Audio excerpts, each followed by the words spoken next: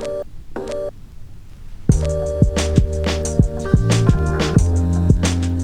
guys, so by the title of this video, you can probably already tell that if you're learning Chinese and you want some really solid Chinese stories or resources to level up or improve your Chinese, then be sure to keep on watching because I'm going to share with you guys 3 resources that I always used when I want to level up my Chinese. Okay, so the first one that I always use is called mandarinbean.com, and the reason why I like this one so much is because it's completely free. It's catered to all the levels in HSK. You can download all the materials, you can hear from native speakers the reading material, and you can switch on and off either between simplified or traditional. And I find Mandarin being really awesome because they have 2 kind of exam prep that you can do. You can either kind of like do tests on Chinese grammar, or you can kind of get into the whole HSK exam prep as well. And another thing that I really like about Mandarin Bean is that it lays out the information and the destinations pretty easily. So like you can see the beginner, intermediate, advanced, and the exercises that break it up into the 2 kind of exams that I mentioned earlier. For example, guys, if we went down into the beginner section, you can see that it's super easy to use. There's probably over 100 articles in each section. And as you can tell, the sections are broken up into beginner, which is level 1, level 2 of HSK, intermediate, which is level 3, level 4 of HSK, and then finally advanced,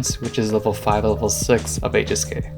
And so going into an example kind of like story here, this is an intermediate story, but I really like this because you can turn on and off the traditional or simplified characters depending which ones you want to learn. You can also kind of turn on and off the pinyin. So I know that for a lot of first time learners, we're always really dependent on the pinyin, but if you're kind of like getting away from that step and you want more of a challenge, definitely turn that off. And you can also match the text with the audio file that comes with the short story as well, which is really awesome. And for pretty much anyone that follows me on Instagram, you guys know that I always post about short stories, and these are probably the ones that you've already seen on my Instagram, and this is kind of where I get it. And when I'm going through the short stories, I will highlight and write down either the characters I don't know but they mean in English, and also the pinyin, so that I can practice on the go.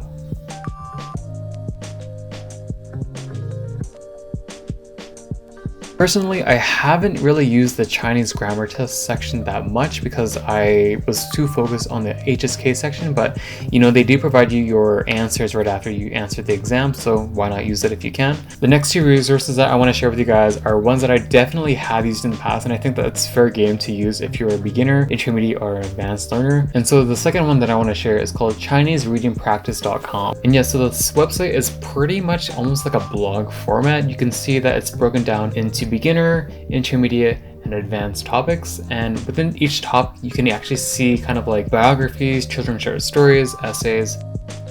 But going into this, for example, this is an intermediate kind of article, and at the very beginning they preface that this is an HSK4, HSK5 kind of material. This article gives you good headway into kind of like what kind of content you're expected to learn. And I also really like it because this article will kind of like allow you to hide and show pinyin, very similar to Mandarin Bean, but also show you the English translation, because I know that with Mandarin Bean you couldn't see the English translation.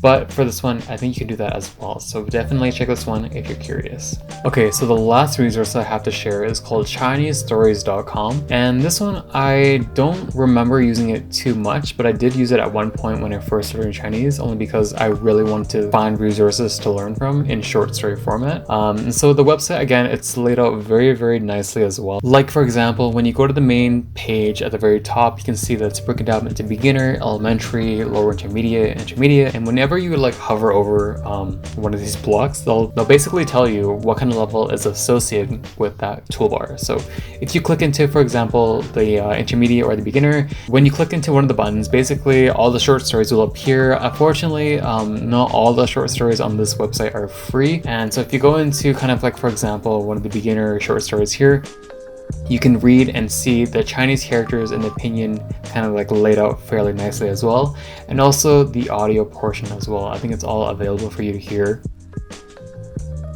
The reason why I think this website is on a paid version is only because the way they laid out your learning format is very nice, so that you can see all the verbs that are used that are really key to that certain level. You can see the grammar explanations, and you can also do a quiz. So that's pretty much the resources that I've kind of always have been using for Chinese. I hope you guys have enjoyed it. I will for sure leave the links to each of the websites down in the description below. But yeah, if you guys are curious about my Chinese progress, be sure to check out my latest video where I'm speaking only in Chinese. Or if you want to check out my Instagram at Languages with Nick, I post basically my language progress on a weekly basis almost. So be sure to check that, and I will see you guys in the next one.